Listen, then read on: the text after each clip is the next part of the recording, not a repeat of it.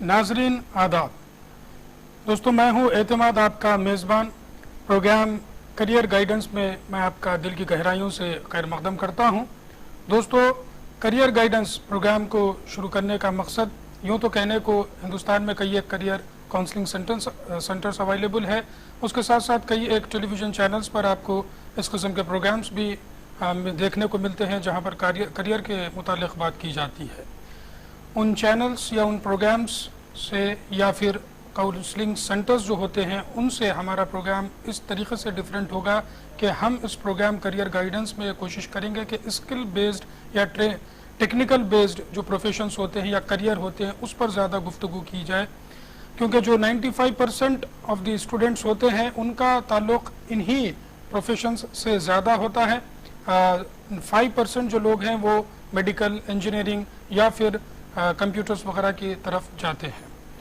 इसके अलावा career guidance programme को पेश करने का मकसद ये है, जब कभी हमको किसी करियर को चुनना होता है तो अतराफ व अकनाफ में जो हमको काबिल शख्स आपकी नज़र में नज़र आ जाता है, आप उनसे जाकर पूछ लेते हैं अपने करियर के बारे में, बिना ये जाने कि वो शख्स किस पर्टिकुलर फील्ड से जुड़ा हुआ है। मिसाल के तौर पर अगर आपको इंजीनियर बनना है तो आप जाकर के डॉक्टर या फिर वकील साहब से पूछ लेते हैं कि मुझे इस प्रोफेशन में जाना है, वो फिर अपनी जो नॉलेज होती है उसके हिसाब से आपको मशवरा दे देते हैं। हरगिज़ इस किस्म के आप गलती मत कीजिएगा। जो प्रोफेशन आप इख्तियार करना चाहते हैं उस पर्टिकुलर फील्ड के शख्स से ही आपको पूछना बेहद ज़रूरी है। इसके अलावा जिन हजरात से या जिन लोग से हम करियर के बारे में जानना चाहते हैं, अक्सर ये देखा गया है कि उनको आपके मुस्तकबिल से कोई लेना देना नहीं होता है। आपको ऐसे ही वो कुछ ना कुछ राय दे देते हैं, लेकिन इस चीज़ को भी नज़रअंदाज नहीं किया जा सकता कि माशरे में कुछ काबिल हजरात होते हैं जो आपको बेहतर करियर के बारे में भी बता सकते हैं, लेकिन ये गिने चुने हजरात ही होते हैं। इन चीज़ों को मद्देनज़र रखते हुए करियर गाइडेंस प्रोग्राम को मुनसिफ टीवी हर हफ्ते यानी बुध और जुमेरात की रात 9:30 से 10:30 बजे पेश कर रहा है। इस प्रोग्राम में जैसा कि मैंने अर्ज़ किया, टेक्निकल बेस्ड या स्किल बेस्ड करियर या प्रोफेशन के साथ साथ कन्वेंशनल करियर और प्रोफेशन पे भी हम बात करेंगे, लेकिन इस उन्वानात पर गुफ्तगू करते वक्त हम पर्टिकुलर फील्ड के एक्सपर्ट्स को ही इस प्रोग्राम में मदऊ करेंगे। तो आइए जानते हैं नाजरीन आज का उन्वान। आज हम गुफ्तगू करेंगे ITI पर, यानी इंडस्ट्रियल ट्रेनिंग इंस्टीट्यूट कायम किए गए हिंदुस्तान में। ये किस किस्म के कोर्सेस लोगों को बच्चों को फराहम करता है, इसके साथ साथ ITI का बैकग्राउंड क्या है, किस किस्म से एडमिशन का प्रोसीजर होता है, ITI करने के बाद किस किस्म के मौके फराहम होते हैं, कहाँ कहाँ आपको रिक्वायरमेंट जॉब्स मिल सकते हैं, इन तमाम नुकात पर आज हम गुफ्तगू करने की कोशिश करेंगे। और इस उन्वान पर यानी ITI पर गुफ्तगू करने के लिए आज हमने अपने स्टूडियो में दो माहिरीन को मदऊ किया है। आइए मैं इनका तारुफ देता चलूँ। सबसे पहले मेरे सीधी जानिब है सैयद अहसनुद्दीन साहब। आप एक्स प्रिंसिपल हैं। जब आपका रिटायरमेंट हुआ तो आप बोधन ITI पर अपने खिदमत अंजाम दे रहे थे। निज़ामाबाद डिस्ट्रिक्ट तेलंगाना में बोधन ITI है माइनॉरिटीज़ का, उस पर आप खिदमत अंजाम दे रहे थे। इसके अलावा आप नलगुंडा, महबूब नगर और हैदराबाद वगैरह में भी अपने खिदमत बहैसियत इंस्ट्रक्टर, ग्रुप इंस्ट्रक्टर और प्रिंसिपल के अहदे पर फायज होते हुए खिदमत अंजाम दे चुके हैं। आपके बाजू में है हैदराबाद दक्कन में एक ITI है जिसको गवर्नमेंट ITI ओल्ड सिटी कहा जाता है। वहाँ के आप प्रेजेंट प्रिंसिपल हैं। मैं बात कर रहा हूँ मोहम्मद हामिद खान साहब की। आप तकरीबन 35 ईयर से कमोपेश ITI की खिदमत अंजाम देते आ रहे हैं, खिदमत करते आ रहे हैं ITI की। तो आइए नाजरीन, आप और हम मिलकर हमारे इस प्रोग्राम करियर गाइडेंस में आज के हमारे दोनों प्रिंसिपल साहिबीन का हम खैर मकदम करते चले। अस्सलाम वालेकुम। आप दोनों साहब हमारे साथ मौजूद हैं, हमें बेहद खुशी है। हम आपसे ज़रूर ITI पर गुफ्तगू जारी रखेंगे। उससे पहले दोस्तों, ITI से मुतालिक यानी इंडस्ट्रियल ट्रेनिंग इंस्टीट्यूट्स जो कायम किए गए हैं, इससे मुतालिक आप कोई सवालात जानना चाहते हो, कोई ओपिनियन लेना चाहते हो या इसमें दाखिला लेने की आप सोच रहे हो, तो इससे मुतालिक कोई भी सवालात हो तो आप उम्मीद करता हूँ टेलीविज़न स्क्रीन पर आपको फ़ोन नंबर नज़र आ रहे होंगे। जल्द से जल्द इस पर कॉल कीजिएगा और हमारे प्रोग्राम में शामिल होइएगा। 10:30 बजे तक इस प्रोग्राम को रास्त टेलीकास्ट किया जाएगा। सवालात जब भी करें मुख्तसर से कीजिएगा। टेलीफोन पर आप जब मुझसे गुफ्तगू करते हैं तो टेलीविज़न की आवाज़ को मुकम्मल तौर पर बंद कर दें। आइए दोस्तों, प्रोग्राम का आगे बढ़ाते गुफ्तगू का आगाज़। सबसे पहले मैं सैयद अहसनुद्दीन एक्स प्रिंसिपल साहब से जानना चाहूँगा ये ITI जो है इसको क्यों कायम किया गया हिंदुस्तान में, क्या इसके वजूहात थे, क्या इसके मकासद थे, मैं साहब से दरख्वास्त करता हूँ इस पर आप तफसीली रोशनी डालें। जी हसन साहब। ये जो है दूसरी जंग अजीम के बाद जब अक़वाम आलम बड़ी परेशानी के आलम में थी, तो उस वक़्त एक इदारे, आलमी इदारे का वजूद अमल में आया। तमाम ममालिक ने एक आलमी इदारे का वजूद अमल में लाया और उसको अक़वाम मुत्तहिदा कहा जाता है। ये अक़वाम मुत्तहिदा में जब कॉन्फ्रेंस हुई तो उसमें जो है 6-7 इदारे आपके आए उसमें, जिनमें से एक इदारा जो है, 2 इदारे हमारे रिलेटेड हैं। एक इदारा ये है कि जो है United nation conference on trade, दूसरा इदारा ये है कि यूनाइटेड नेशन इंडस्ट्रियल डेवलपमेंट ये है। तो इंडस्ट्रियल डेवलपमेंट के तहत पूरे आलम में जितने ममालिक हैं उन्हीं ममालिक में आपके इंडस्ट्रीज कायम की गई और इंडस्ट्रीज चलने के लिए, इंडस्ट्रीज में प्रोडक्शन के लिए माहिरीन की ज़रूरत पड़ती है, टेक्निकल माहिरीन की ज़रूरत पड़ती है। लिहाजा ये सोचा गया कि टेक्निकल माहिरीन कैसे फराहम किए जाएं। इसके तहत जो है इंस्टीट्यूट कायम किए गए। ये पूरे दुनिया के ममालिक में मुख्तलिफ नामों से इंस्टीट्यूट्स है। हिंदुस्तान में भी इंस्टीट्यूट कायम किए गए जिसको इंडस्ट्रियल ट्रेनिंग इंस्टीट्यूट कहा जाता है। उसका मकसद यही है कि इंडस्ट्रीज़ में स्किल वर्कर को फराहम किया जाए। स्किल वर्कर अगर फराहम नहीं किए गए तो इंडस्ट्रीज़ को मुश्किलात पेश आएंगी चलने के लिए और उसमें प्रोडक्शन के लिए मुश्किलात पेश आएंगी। इन्हीं वजूहात की बिना पर इंडस्ट्रियल ट्रेनिंग इंस्टीट्यूट कायम किए गए। जी तो आपका ये कहना है एहसन साहब कि जो इंडस्ट्रीज़ और फैक्ट्रीज़ में जो मुलाजमीन काम करते हैं तो वो ITI से कामयाब ही लोग अक्सर उसमें काम करते हैं। जी हाँ, ITI पास होने के बाद इंडस्ट्रीज जो है उनको लेती है अपने काम पर, वहाँ थोड़ी सी ट्रेनिंग भी देती है, उसके बाद जो है इंडस्ट्रीज में मुलाजमत देती है, उसमें जो है काम करते हैं लोग। जी दोस्तों, इन ITI जैसा इंडस्ट्रियल ट्रेनिंग इंस्टीट्यूट जो कायम किया गया, जैसा आपने उस पर सरसरी रोशनी डाली, जो भी कंपनीज और फैक्ट्रीज होते हैं इसमें जो एम्प्लॉयज़ काम करते हैं उमूमन ITI ही से ज़्यादातर उसमें लोग एज ए ट्रेनर्स उसमें दाखिल होते हैं, फिर वो भी मखसूस किस्म की ट्रेनिंग वहाँ पर देते हैं। इस पर हम मज़ीद गुफ्तगू करेंगे। मेरा अगला सवाल हामिद खान साहब प्रिंसिपल से होगा कि ITI जो है ये किस डिपार्टमेंट या फिर किस मिनिस्ट्री के तहत कायम किए गए, किसके तहत ये काम करते हैं? ये ITI जो इंडिया लेवल पे मरकज़ी हुकूमत के तहत director general of employment and training ये आती है लेबर इंडस्ट्रीज़ के तहत। जी, जैसा इस वक्त हमारे मिनिस्टर जो है लेबर दत्तात्रेय साहब जो इसी तेलंगाना से ताल्लुक़ रखते हैं, उन्हीं के अंडर में ये हमारा डिपार्टमेंट आता है। ये स्कीम ITIs की जो है वो सेंट्रल लेवल पे इम्प्लीमेंट की जाती है, लेकिन इसकी निज़ामत जो है, इसकी यानी इसको इम्प्लीमेंट करने की जिम्मेदारी स्टेट गवर्नमेंट्स की होती है। तो जिस तरीके से अभी एहसन साहब ने बताया और आपने भी कहा कि सनतों में इसके रिक्वायरमेंट्स होता है, जैसा ITI इंडस्ट्रियल ट्रेनिंग इंस्टीट्यूट, इसका नाम ही से समझ में आ रहा है कि ये ट्रेनिंग करने के बाद इंडस्ट्रीज में इसके लिए जगह मिलती है। जी, तो ITIs में पर्टिकुलरली ये कॉमन पैटर्न से जिस तरीके से एजुकेशन चलता है, यानी स्कूल्स और कॉलेजेस वगैरह का जो शेड्यूल होता है, टाइमिंग और हॉलीडेज वगैरह, तो बिल्कुल इससे मुख्तलिफ ITI का माहौल होता है। इंडस्ट्रीज में चूंकि हॉलीडेज नहीं होते, टर्म्स हॉलीडेज नहीं होते, बिल्कुल उसी तरह ITIs को भी टर्म हॉलीडेज नहीं रहते, और इंडस्ट्रीज के जो वर्किंग आवर्स रहते हैं बिल्कुल उसी तरह वही वर्किंग आवर्स ITIs में भी फॉलो की जाती है। जी, तो इसीलिए इसका नाम इंडस्ट्रियल ट्रेनिंग इंस्टीट्यूट रखा गया। जी, और सनती लेवल पे जो भी ये लेबर डिपार्टमेंट के तहत ITIs वगैरह जी आते हैं और एम्प्लॉयमेंट एक्सचेंज का आपने जिक्र किया था। सेंट्रल गवर्नमेंट में director general of employment and training है जी, वो लोग जो भी ऑर्डर्स वगैरह देते हैं स्टेट गवर्नमेंट में department of employment and training है, वो इसको इम्प्लीमेंट करते हैं। तो इसमें चूंकि एम्प्लॉयमेंट एंड ट्रेनिंग ITIs के शोबा है और एम्प्लॉयमेंट जो है वो एम्प्लॉयमेंट एक्सचेंज का शोबा है।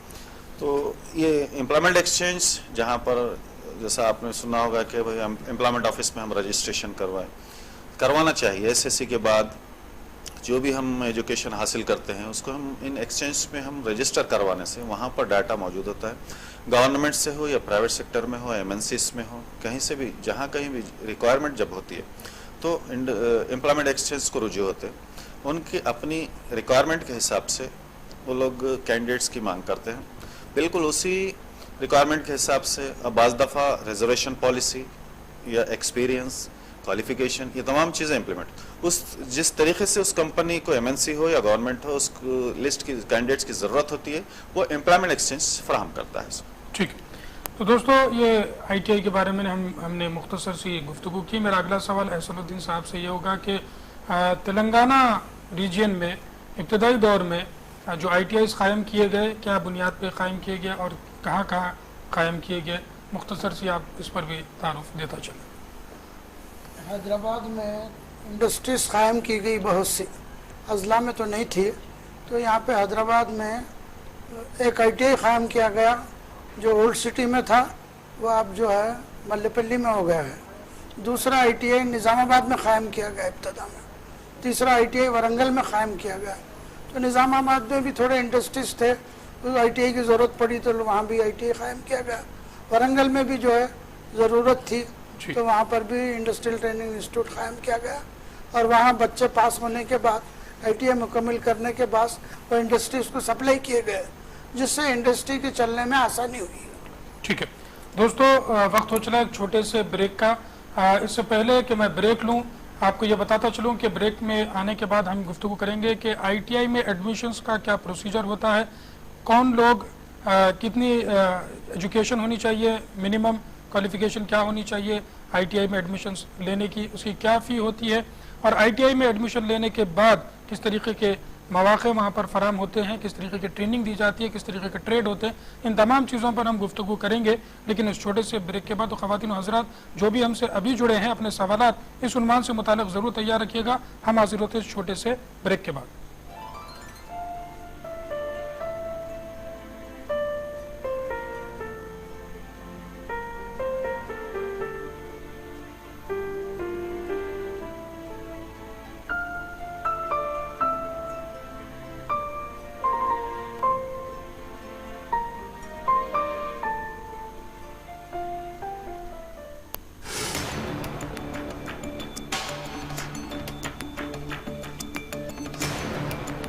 अक़लियती उमूर का जिसे वजीर बनाया वो कहते कि मुसलमान अक़लियत में नहीं है। भारतीय जनता पार्टी मानती है कि मुसलमान अक़लियत में। तो फिर अक़लियती उमूर के वजीर इस तरह का बयान क्यों देते हैं? उनका कहने का मकसद अलग। आपकी पार्टी में भी कई लालची थे, इसका मतलब? लालची दुनिया में कहाँ नहीं होते हैं भाई। प्रोपेगेंडा मिशनरी था वो बड़ा स्ट्रॉन्ग था और उसने दिल को ताड़ बनाया। ऊपर से लेके नीचे तक डिवीजन हो चुका है, उनके खिलाफ डिस्क्रिमिनेशन हो रहा है, उनके खिलाफ गुस्सा और नफरत चारों तरफ फैला हुआ है। उर्दू को आज भी बहुत ही प्यार से देखा जाता है, उर्दू से लोग मोहब्बत करते हैं, उर्दू के लोग आज भी एहतराम करते हैं। कौन गैर मुस्लिम ऐसा है जो इसका उसे छोड़ के, कौन सा मिनिस्टर ऐसा है जो उन इदारों को छोड़ के अपने पाठशालाओं में भेजता हो लोगों? जब भी मेरा मुकाबला हुआ है मैंने इस बात की कोशिश की है कि ऐसे अनासी इंडिया इस्लामिक कल्चर सेंटर में ना आ पाएँ जो इसको सियासी अड्डा बनाने की कोशिश करें। तो इनका जो भी एजेंडा है वो स्कूलों के निज़ाम में उर्दू तालीम की शमूलियत का है। सियासी कायद, मजहबी पेशवा या हो अदीब व दानिश्वर, सभी का होगा सवालात से मुहासरा। खास मुलाकात देखिए हमारे साथ, खास मुलाकात हर इतवार रात 9:30 बजे और जुमा दोपहर 2 बजे सिर्फ मुनसिफ टीवी।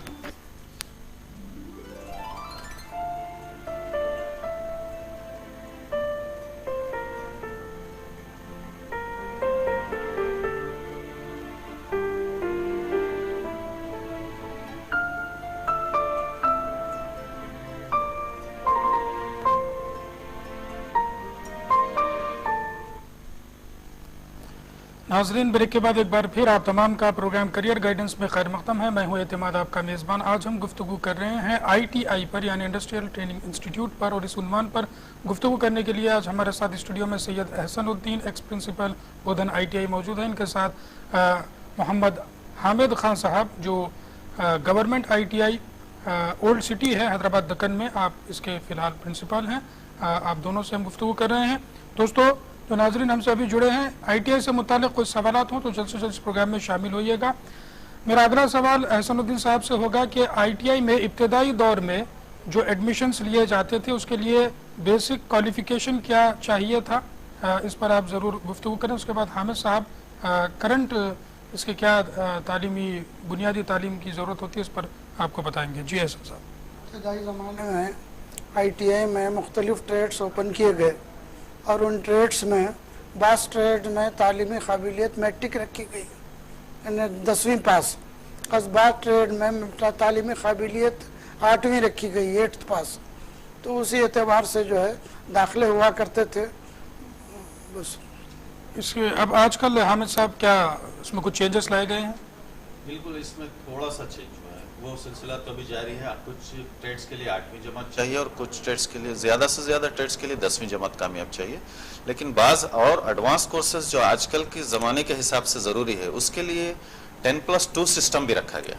जी जी। बाज़ कोर्सेज के लिए बहुत कम है, लेकिन उसके लिए 10+2 यानी इंटरमीडिएट पास होना भी जरूरी है। ठीक है, हमें सब ये बताते चाहिए कि कौन से ट्रेड्स जो हैं आजकल ज़्यादातर अवेलेबल है ITIs में? कॉमनली जो है वो तो बिल्कुल जो पुराने थे आज भी वही है, कुछ उसमें थोड़ा सा चेंजेस हुए हैं। जैसे फिटर है, ये 2 साल कोर्सेस पे फिटर है, टर्नर है, मशीनिस्ट है, इलेक्ट्रॉनिक मैकेनिक है, इलेक्ट्रीशियन है। तो ये इस डॉट्स में सिविल है, रेफ्रिजरेटर एयर कंडीशन है, इसकी हमेशा से मांग रही है जी। उसके लिए वो सदाबहार है। और बाज़ कोर्सेज जो 10+2 सिस्टम है, कंप्यूटर रिलेटेड है या और कोई दूसरे ट्रेड से, वो भी इंट्रोड्यूस किए हैं, समझो वो भी चल। ठीक है, अभी आपने 8th क्लास के बच्चों की बात की थी, इनके लिए किस किस्म के ITI में कोर्सेज हैं? 8वीं जमात कामयाब उम्मीदवारों के लिए प्लम्बर है, वेल्डर है, मैकेनिक डीजल, बुक बाइंडिंग, आपको इस किस्म के कटिंग एंड सेविंग, लड़कियों के लिए खास तौर पे कटिंग एंड सेविंग है। तो इस किस्म के कोर्सेस अवेलेबल हैं। जी हसन साहब, अभी जो ट्रेड्स के नाम साहब ने बताए, हामिद साहब ने, आप किन ट्रेड्स को बेहतर समझते हैं आज के ज़माने के हिसाब से? आपका क्या मशवरा होगा कि किस ट्रेड्स के बच्चों को, किस ट्रेड में ज़्यादा बच्चे एडमिशन ले सकते हैं? इलेक्ट्रीशियन एक अच्छा ट्रेड है, इलेक्ट्रॉनिक भी ट्रेड है ITI में, ये 2 ट्रेड, और जो है कंप्यूटर भी ट्रेड है।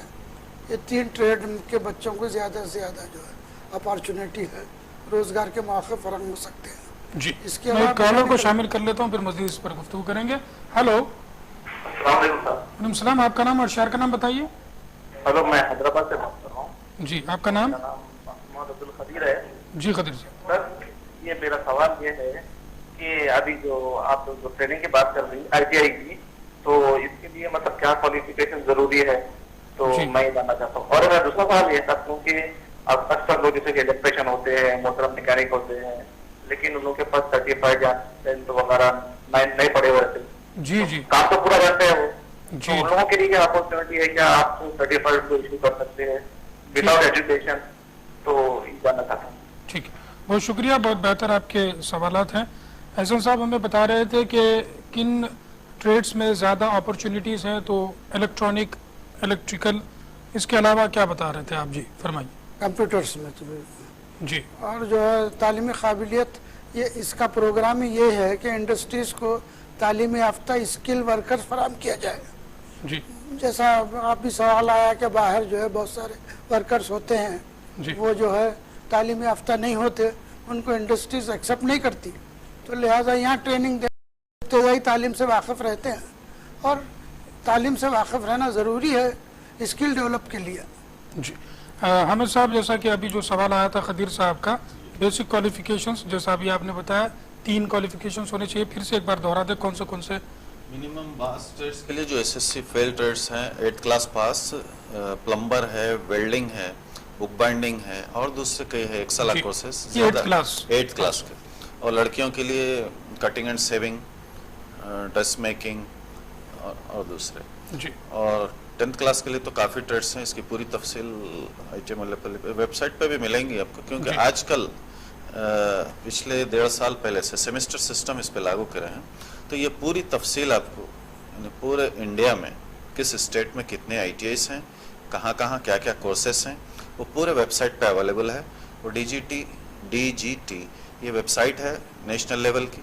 वहाँ क्लिक करने के बाद आपको कोर्सेज के बारे में, एडमिशन्स के बारे में तमाम डिटेल आपको अवेलेबल हो जाएंगी। दूसरे, अभी जो खदीर साहब ने सवाल किया कि कम क्वालिफिकेशन जो के हामिल जो लड़के हैं जो हुनरमंद हैं, उनके लिए सर्टिफिकेट के लिए गवर्नमेंट ऑफ इंडिया ने एक स्कीम शुरू की जो काफ़ी तकरीबन कई साल से चल रही है, जिसको कहते हैं MES, modular employability skills, MES। ये तकरीबन हर ITI में इसके शॉर्ट टर्म कोर्सेज सिखाए जाते हैं, जिसकी मुद्दत 2 से 3 माह होती है। मुख्तलिफ कोर्सेज के हिसाब से मुख्तलिफ उसका ड्यूरेशन है, और उसके लिए बाज़ के लिए तालीमी काबिलियत 5वीं जमात कामयाब है जी, बाज़ के लिए 7वीं जमात है, बाज़ के लिए 8वीं जमात।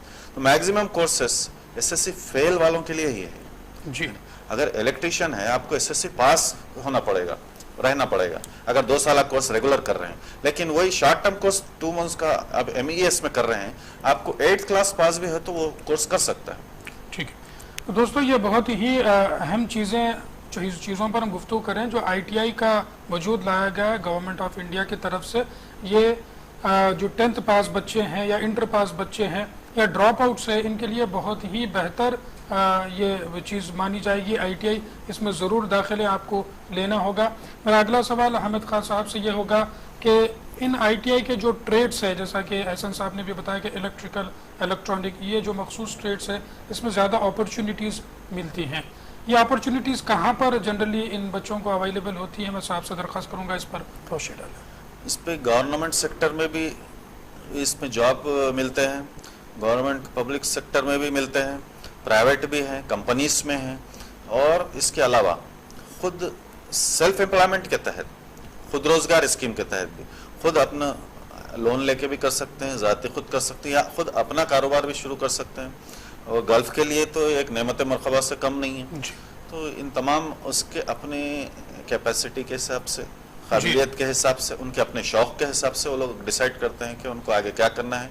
बड़े बड़े कंपनियां हैं, BHEL है, HAL है, BDL है, ये तमाम कंपनियों में सब में टेक्निकल मेंबर्स की ही जरूरत होती है। मेरा अगला सवाल, उससे पहले कॉलर को मैं शामिल कर लूं। हेलो जी, आप जो ख़वातीन के लिए है टेलरिंग का जी, उसके लिए अगर काउंसलिंग अगर कहीं अपने मुकाम से हटके अगर कहीं मिल रही तो उसके लिए कहीं उसके वो है क्या रहने के लिए गुंजाइश? ठीक है, आपका नाम और कहाँ से बोल रहे हैं बता दें। निजामाबाद से बात कर रहा हूँ मैं जी। नाम आपका? मेरा नाम उबैद खान है। उबैद खान है, ठीक है, बहुत शुक्रिया आपने हमें कॉल किया।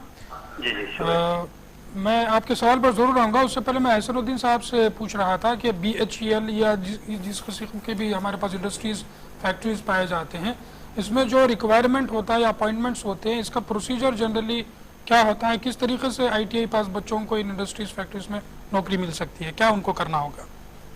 इन फैक्ट्रीज में ITI पास बच्चों को बुलाया जाता है, थोड़ा सा इंटरव्यू भी लिया जाता है जी। ये जो बुलाया जाता है ये एम्प्लॉयमेंट एक्सचेंज के थ्रू बुलाया जाता है? पहले बुलाया जाता था एम्प्लॉयमेंट एक्सचेंज के तहत, अब जो है वो लोग डायरेक्ट आके भी ले जा रहे हैं जी। जैसे ITI मल्लेपल्ली में आपके वो क़ायम करते हैं, बच्चों को बुलाया जाता है, वो बच्चों की काबिलियत देखी जाती है, उनकी जो है प्रैक्टिकल काबिलियत पे भी गौर किया जाता है, थ्योरेटिकल काबिलियत के अलावा प्रैक्टिकल काबिलियत पे भी गौर किया जाता है। उसके बाद उनको सेलेक्ट करके आपके अपॉइंटमेंट किया जाता है फैक्ट्रीज में।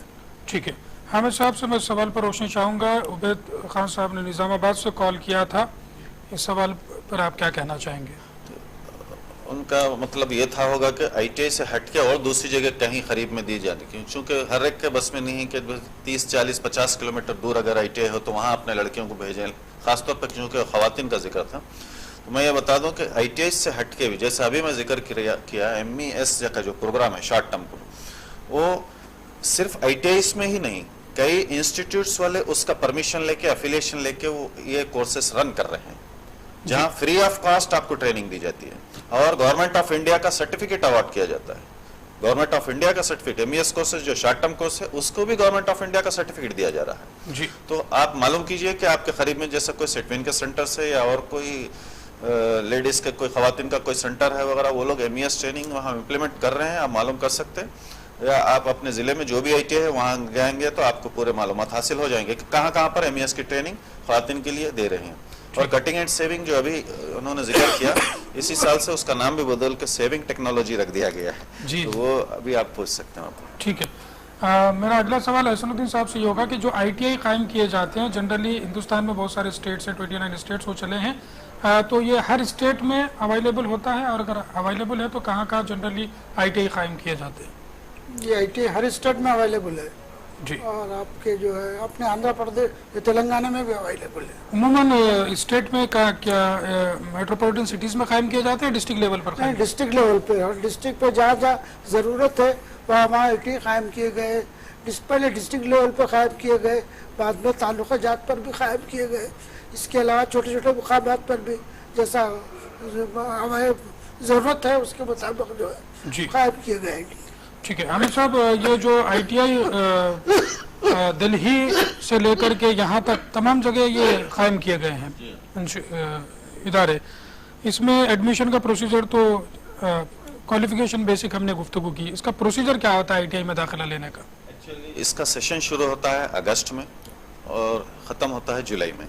चूँकि मार्च अप्रैल मई के बाद जब SSC के रिजल्ट्स आते हैं उसके बाद कॉमनली लोग इंटर करने या इंजीनियरिंग वगैरह के लिए रुजू होते हैं।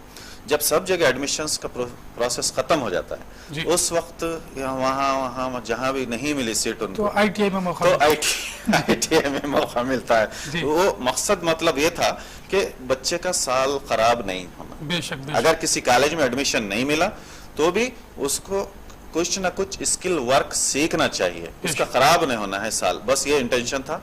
और पढ़ने लिखने में भी बाज लोग थोड़ा कमज़ोर होते हैं जो कॉलेज नहीं कर सकते, तो या फाइनेंशियली कमज़ोर होते हैं जो कॉलेज की तरफ रुजू नहीं होना चाह रहे हैं, या जिसको इंटरेस्ट होता है कि वो हम सिर्फ टेक्निकल काम ही सीखेंगे, कभी आबाद का काम रहता है, भाई टर्निंग में मेरी शॉप है तुम भी यही सीखो ऐसा, तो बच्चा जाहिर है उसको और डेवलप करने के लिए वो ट्रेड करेगा, सर्टिफिकेट लेगा और स्मॉल स्केल इंडस्ट्रीज के तहत रजिस्टर्ड करवाएगा, अपना खुद जाती कारोबार खोलेगा, जो है उसको बढ़ाएगा। तो ये तमाम चीजें इसके ऊपर इफेक्ट करती है। और एक चीज ये पता चली है नाजरीन के, एक तो ITI में एडमिशन लेने के लिए 8th पास, 10th पास या इंटर पास बच्चों की जरूरत होती है, बेसिक क्वालिफिकेशन। और उसके बाद इसमें जो दाखिला लिया जाता है उमूमन तमाम जो दूसरे आपको मौके हैं कॉलेजेस वगैरह में, वहाँ पर जब वहाँ पे एडमिशन्स का टाइम खत्म हो जाता है तो फिर ITI में एडमिशन्स के टाइम शुरू करते हैं। उसकी वजह यह है कि अगर कोई लड़का कहीं दूसरी जगह या लड़की कहीं दूसरी जगह सेट ना हो तो कम से कम उसको ITI में दाखिला मिल जाए और उसका साल बच जाए। स्किल बेस्ड ये प्रोग्राम से बेहद ज़रूरी है। बड़े लोग हमेशा फरमाते थे कि हुनरमंद जो शख्स है वो कभी भी भूखा नहीं मर सकता, और वही हुनर इसमें सिखाया जाता है।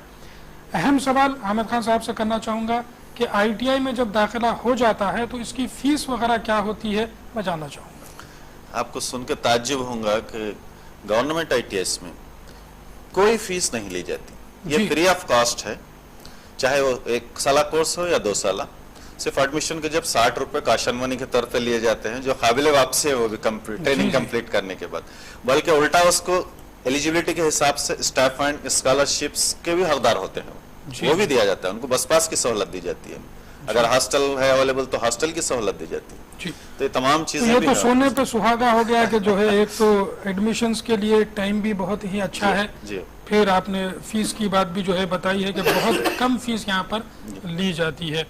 क्या इसमें दाखिला लेने के लिए कोई कॉम्पिटिटिव एग्जाम क्या होता है, किस तरीके से दाखिला दिया जाता है? इसमें जो एडमिशन्स का प्रोसेस वो मेरिट बेसिस पे है। जी, मैं एक कॉलर को शामिल कर लूँ फिर इस पर गुफ्तगू करेंगे।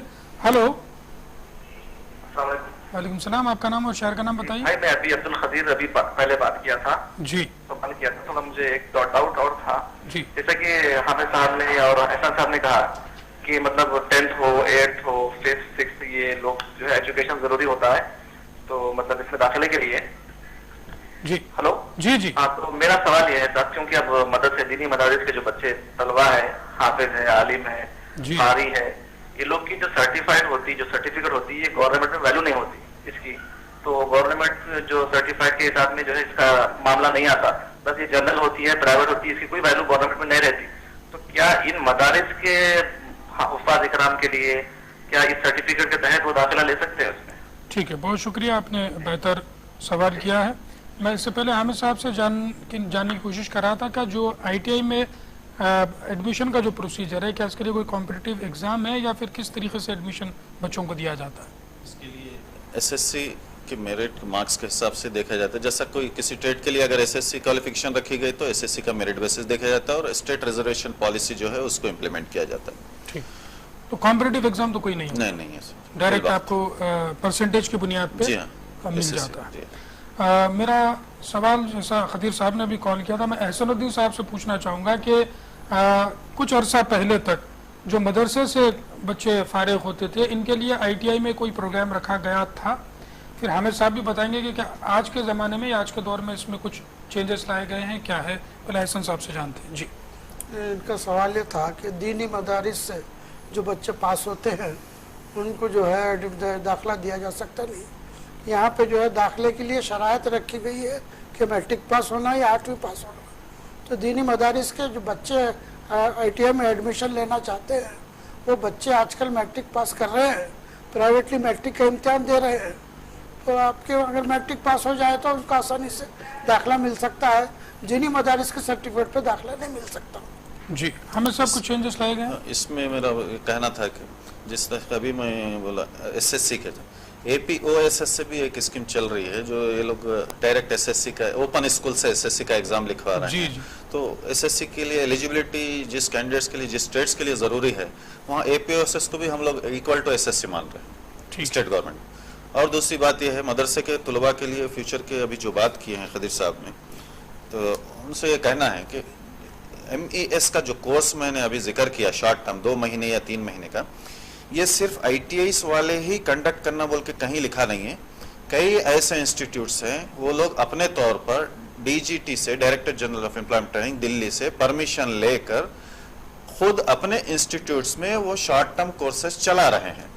जी, और वो लोग 2 महीने 3 महीने की ट्रेनिंग के लिए जो जो टूल्स, इक्विपमेंट, मशीनरी का रिक्वायरमेंट होता है एज पर DGT, वो लोग परचेस करके अपने इंस्टीट्यूट्स में इंस्टीट्यूट सेटअप कर रहे हैं और अपने बच्चों को ट्रेनिंग दिलवा रहे हैं और गवर्नमेंट ऑफ इंडिया का उनको सर्टिफिकेट भी दिलवा रहे हैं। ठीक, और उन लोग को जॉब भी मिल रहा है बराबर। ठीक, तो इस तरीके की कोशिश इंस्टीट्यूट लेवल पे, मदरसा लेवल पे, दीनी लेवल पे वो बराबर कर सकते हैं। ठीक, तो उम्मीद करते हैं खदीर साहब आपको माकूल जवाब मिल गया होगा। हमें साहब ने बेहतर अंदाज में आपको बताया MES की जो स्कीम है उसके तहत ना ही ITI बल्कि कोई प्राइवेट लोग भी इसको कर सकते हैं, एफिलिएशन उनसे लेना होगा। हमें साहब से अगला सवाल ये करना चाहूँगा कि प्राइवेट ITIs भी कायम किए गए हैं, ये क्या होते हैं और क्या इसमें ITI करने से कुछ डिस्क्रिमिनेशन होता है जॉब के लिए? एक्चुअली जितने रूल्स रेगुलेशंस गवर्नमेंट ITI के लिए, प्राइवेट के लिए भी सेम हुई है, सिर्फ ट्रेनिंग का कैंपस चेंज हो रहा है, आपको प्राइवेट ITI में कर रहे हैं। रिमेनिंग जितना ट्रेनिंग के लिए उनका सब्जेक्ट है, एग्जामिनेशंस है, ये सब सेम रहेंगे, सर्टिफिकेट भी सेम रहेगा। ये और सिर्फ प्राइवेट और गवर्नमेंट ITI के में सर्टिफिकेट हासिल करने से कोई डिफरेंस नहीं है, दोनों इक्वल है। और एक चीज ये मैं बताना चाहूंगा कि ये सर्टिफिकेट आलमी तौर पर मुसल्लमा है, ITI का सर्टिफिकेट आलमी तौर पर मुसल्लमा है और इंटरनेशनल लेवल पर मुसल्लमा है, इसकी मांग है बराबर। और सिर्फ वहाँ प्राइवेट ITI और गवर्नमेंट ITI में डिफरेंस यही है, गवर्नमेंट ITI बोलते हैं, प्राइवेट में ITCs बोलते हैं, इंडस्ट्रियल ट्रेनिंग सेंटर्स। वो लोग फीस चार्ज करते हैं। इससे पहले तो बहुत कम थी फीस, अभी कुछ साल, 1-2 साल पहले कुछ बड़ा 7,200 रुपये सालाना रखे हैं वो लोग। अगर 2 साल का कोर्स होगा 14,400 रुपये, 1 साल का कोर्स होगा 7,200 रुपये, इससे हटके और कुछ नहीं। यानी एग्जाम की फीस भी हाल तक 25 रुपये थी, इम्तिहान की फीस। आप कभी नहीं सुने होंगे आज के दौर में भी 25 रुपये एग्जाम फीस ली जाती, लेकिन अभी तक सबसे कम 25 रुपये एग्जाम फीस रखी गई थी। अभी पिछले साल से जो सेमेस्टर सिस्टम हुआ, तो जब से 100 रुपये इस साल से रखी गई, अभी फिल वक्त भी 100 रुपये है फीस ऑल सब्जेक्ट्स। तो ये तो बहुत ही अचंभे की बात है साहब कि गवर्नमेंट इदारे में इतना कम फीस पर अगर आप ITI की फीस ले रहे हो, तो जैसा साहब ने फरमाया कि 60 रुपीज़ फीस होती है, वो भी रिफंडेबल है, और उसके बाद जो एग्जामिनेशन फी है वो बिल्कुल 25 रुपये है। मैं कॉलर को शामिल कर लूँ, मजीद इस पर गुफ्तगू करूँगा। हेलो जी, आपका नाम और शहर का नाम बताइए। जी, मेरा नाम शेख शफील हुसैन है, मैं महबूबनगर से बात कर रहा हूँ। जी शब्बीर साहब। जी साहब, मैं ये APSOS का अभी जो बोले आंध्र प्रदेश स्टेट जी, तो उससे मेरे भाई एग्जाम लिखे थे, 2 भाई। ठीक है जी, उससे एग्जाम लिखे, उनका नेम और डेट ऑफ बर्थ में फर्क आ गया है। ठीक है। मेरे को करेक्शन कराने का है, उसके लिए मैं बात कर रहा हूँ, तो कहीं पे होता ही नहीं बोल के बोल रहे, उनके डेथ और उनका बर्थ सर्टिफिकेट, आधार कार्ड, हर चीज पर नाम सही है, उस पर नाम गलत है। डेट ऑफ बर्थ गलत है?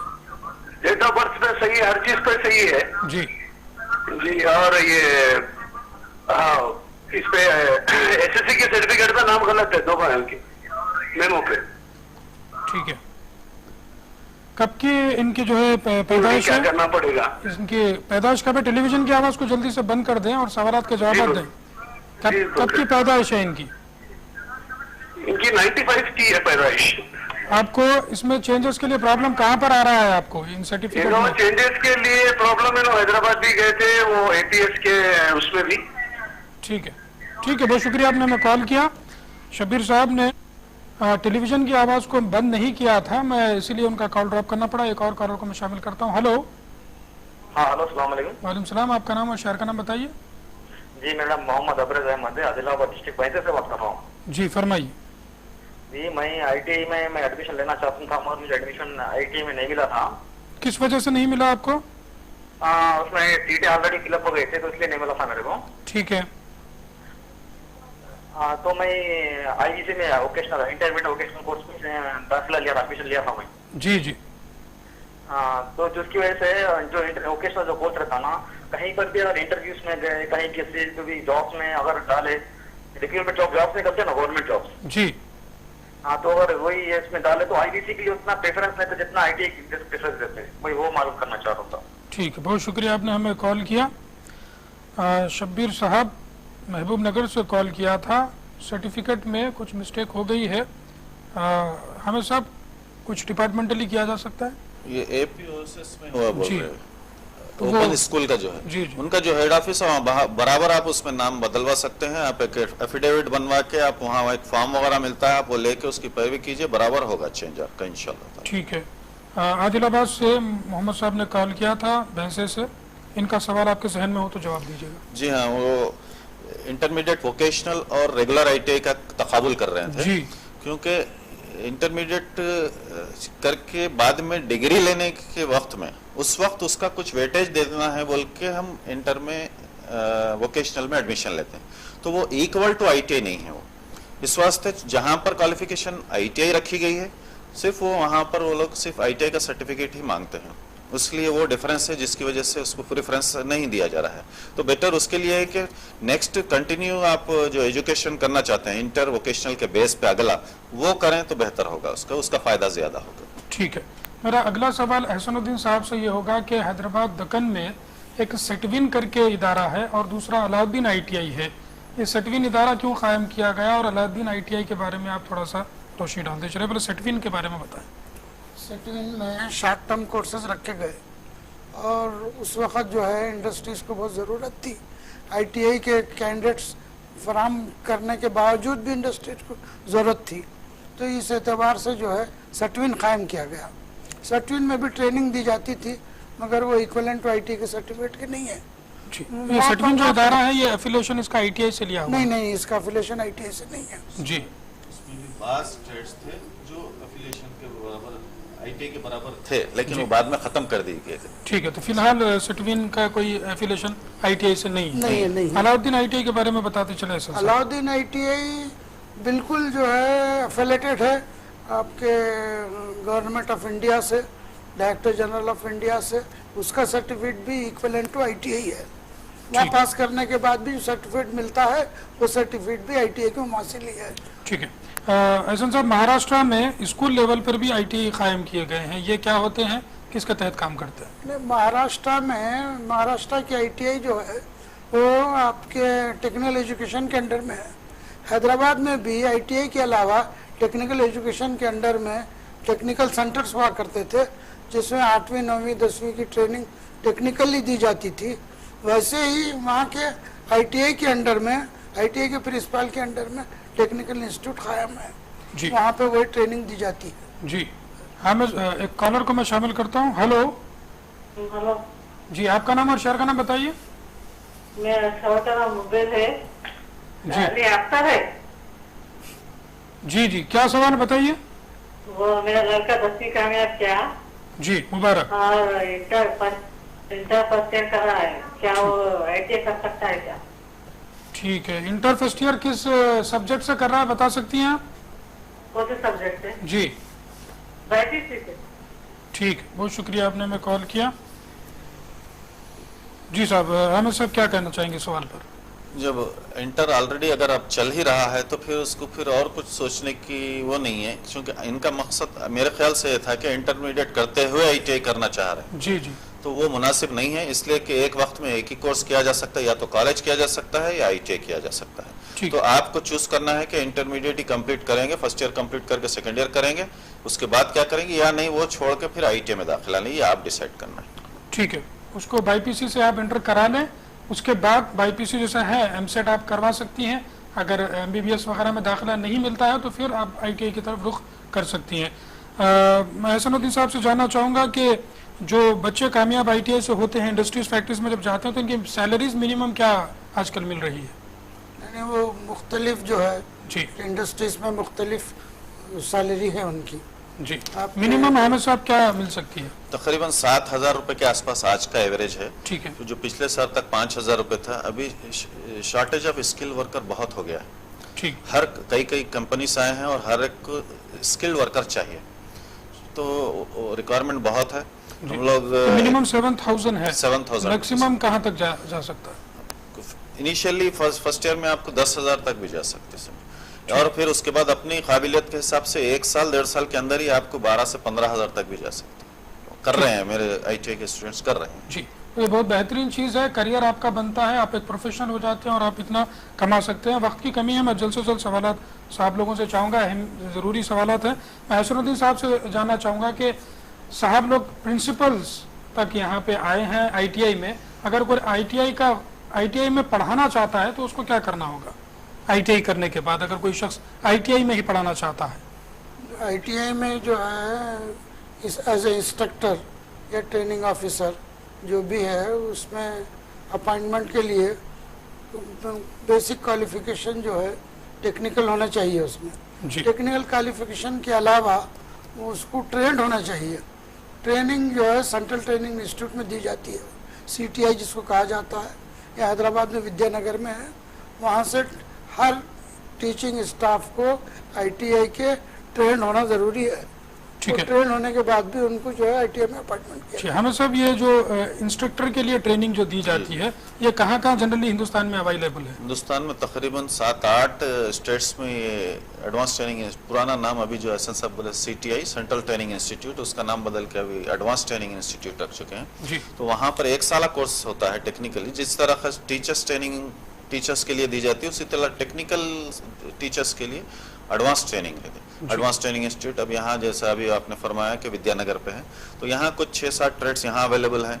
कलकत्ता में है, चेन्नई में है, बॉम्बे में है, कानपुर में है, दिल्ली में है, तो मुख्तलिफ मकामात पर मुख्तलिफ ट्रेड्स के लिए ट्रेनिंग अवेलेबल है 1 साल। वो ट्रेनिंग हासिल करने के बाद ये अभी जो इंस्ट्रक्टर जो पुराना नाम था, अभी उसको क्या किए असिस्टेंट ट्रेनिंग ऑफिसर बोले। ठीक है, तो उसके लिए अपॉइंटमेंट के लिए एलिजिबल होते हैं। जब अपॉइंटमेंट हो जाता है तो मिनिमम सैलरी क्या मिलती है? आज के इसमें तकरीबन आपको 30,000 के आसपास सैलरी, और इसमें ITI के साथ अप्रेंटिसशिप पास होना है जी। 1 साल अप्रेंटिसशिप ट्रेनिंग करना है उसको जो कंपनी जी जी। उसके बाद ये CTI ट्रेनिंग करना है 1 साल का, और ये लास्ट ऑप्शन रखा गया है सिलेक्शन के लिए। फर्स्ट ऑप्शन आज के हिसाब में डिग्री होल्डर इंजीनियरिंग में, BTech और BE इंजीनियरिंग।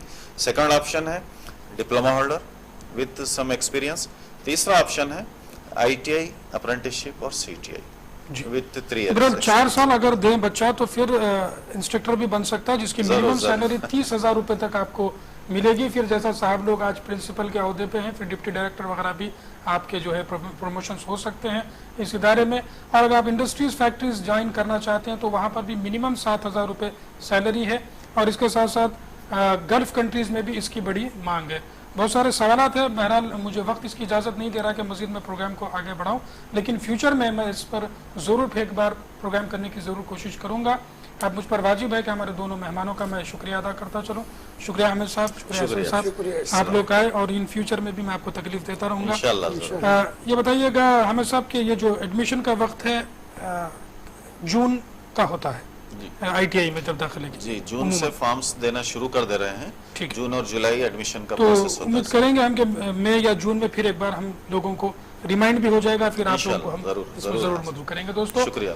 इस उम्मीद के साथ कि अगले बुध को एक करियर गाइडेंस में हम कोशिश करेंगे कि पॉलिटेक्निक पर गुफ्तगू की जाएगी, करियर इन पॉलिटेक्निक पर, और जुमेरात के रोज हम गुफ्तगू करेंगे करियर इन एक्टिंग पर। तो ये दोनों से रिलेटेड कोई सवालात हो तो जरूर तैयार रखिएगा। जब तक के लिए करियर गाइडेंस की पूरी टीम को एतमाद के साथ इजाजत दीजिए। अल्लाह हाफिज।